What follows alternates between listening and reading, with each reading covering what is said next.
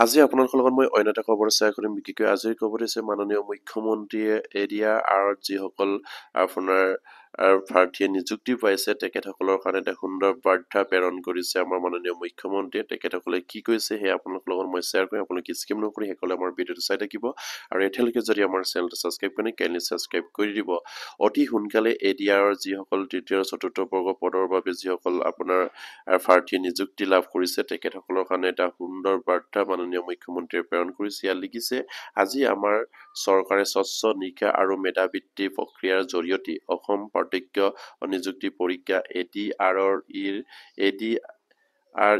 তৃতীয় আৰু চতুৰ্থ বৰ্গ পদৰ বাবে নিৰ্বাচিত প্ৰাৰ্থীৰ বিভাগীয় অনুমোদন সফলতাৰে সম্পূৰ্ণ কৰে বুলি ইয়াত উল্লেখ কৰিছে।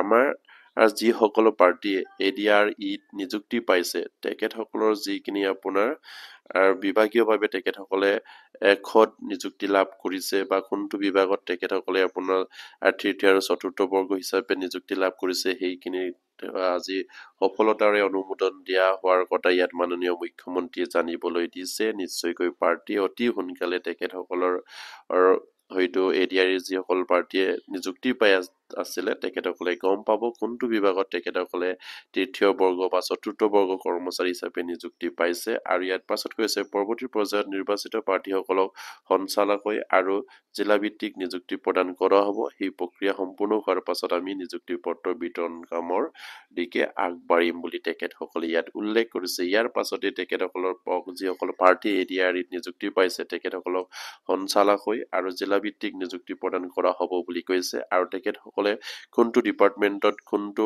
জিলাত কোনটো ব্লকত বা কোনটো মহকুমাত পাইছে সেইখিনি তেখেতসকলে জানিবলৈ পাব অতি সোনকালে। আৰু ইয়াৰ পাছতে তেখেতসকলক নিযুক্তি পত্ৰ বিতৰণৰ কথা মাননীয় মুখ্যমন্ত্ৰীয়ে জানিবলৈ দিছে। আৰু প্ৰতিগৰাকী ADR-ত জড়িত আমাৰ যিসকল প্ৰাৰ্থী আছে বা যিসকল নিযুক্তি প্ৰাৰ্থী আছে তেখেতসকলে সেইখিনি খবৰ যাতে নেকি পায় আপোনালোকে শ্বেয়াৰ কৰি দিব। আৰু এতিয়ালৈকে যদি আমাৰ চেনেলটো ছাবস্ক্ৰাইব কৰে কাইণ্ডলি ছাবস্ক্ৰাইব কৰিব বুলি আশা ৰাখিলোঁ। নমস্কাৰ, জয় হিন্দ।